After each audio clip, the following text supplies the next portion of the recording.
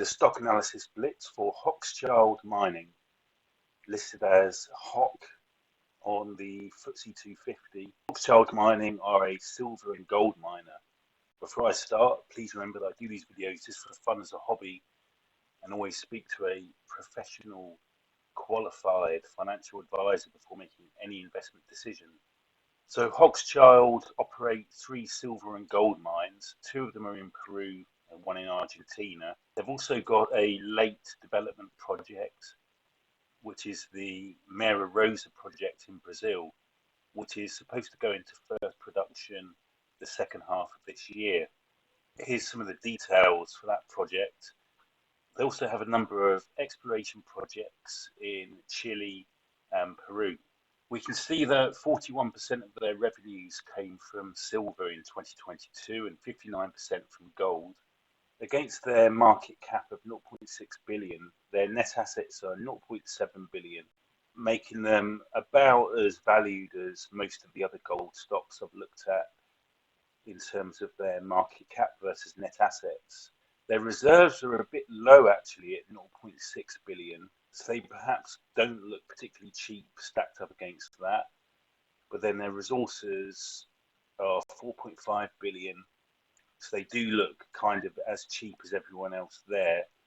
However, remember that a lot of these are going to need a lot of money, many billions, in order to get to production. They produced 0.2 million ounces of gold, so not all that much, and 11 million ounces of silver in 2022. In 2022, when we look at their realized gold price against their all-in sustaining cash cost, we see a narrowish margin,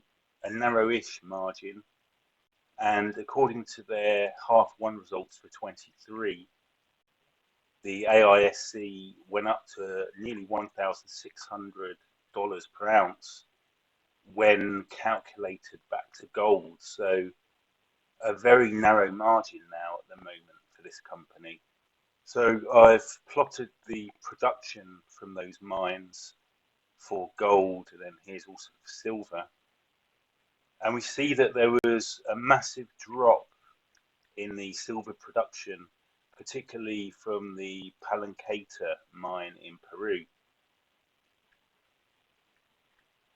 And for gold, we see really generally a decline in recent years. And if you look at the Mara Rosa project, that's supposed to bring in 0.1 million ounces in the first 4 years of operation in what's only going to be a 10-year mine life. Well, if I plot that, we see it doesn't really make that big an impact in their overall gold production. I've done, that's actually the 0.1 million divided by 4 to give us like a yearly number.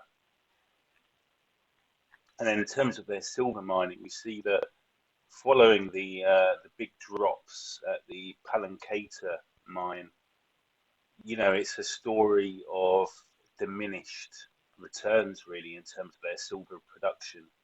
So when we look at their recent history against their share price, we see that they acquired Amarillo Gold in Brazil to acquire this Mara Rosa mine.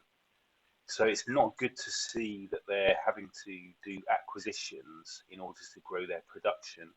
And then there was a big news story where in Peru, the government there was forcing people to redo their environmental assessments and things.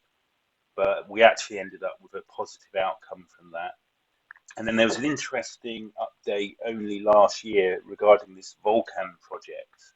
So in this RNS, it was a little unclear. I mean, it looks like a very large project, actually, with 0.3 million ounces of gold per year production, which would actually double what they're currently producing. But reading between the lines of this, it kind of looks like they're looking for a farm-in of a bigger player, or maybe even selling it or something. But let's say best case of farming. It's difficult to tell what kind of return they'll get for that compared with the investment they have to put in. And if they farm it out, then it won't be all that great. So here I've tracked their share price against gold and silver prices, and we see that they really have underperformed and more so than with a lot of the other gold stocks I've been looking at. But as I start to dig into the numbers and things, we sort of start to see why. So we see a trend of reducing revenues, and that's obviously explained by this drop in their silver production, particularly from the Palanqueta mine in Peru, which you can see also here numerically. So this serious drop in their silver production really has affected their revenues. And for 2023, I've got the interim numbers here, but we see it's still a step drop in their income. And at the same time, their cost of sales, like with everyone else, are elevated a bit. So we have actually quite a nasty trend here in terms of their net income dropping. And actually they're reporting a loss, and they're giving guidance of a loss in 2023, which actually takes me back to this slide, because they didn't give any dividend in 2023 following a history of giving mediocre dividends. So this is obviously a bad sign. Now for this Blitz video, I don't feel too inclined to go into every line item, but just something to point out is their cash and equivalents is dropping, which is bad. And when we look at their liabilities, they are carrying a bit of debt. So, you know, if you include the short term as well, it's 0.3 billion of debt, which doesn't stack up well against their less than 0.1 billion of cash. When we look at their current assets and compare that with their current liabilities, that is actually fairly balanced.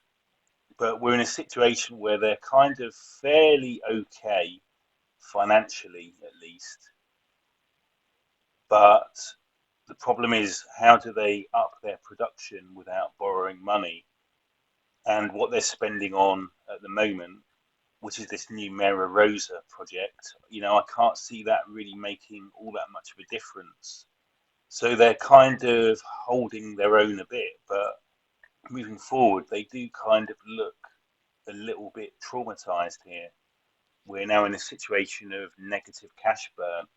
And so then that does make this Volcan project it really does look like they are kind of going to try and use this to generate cash, but they're kind of ailing.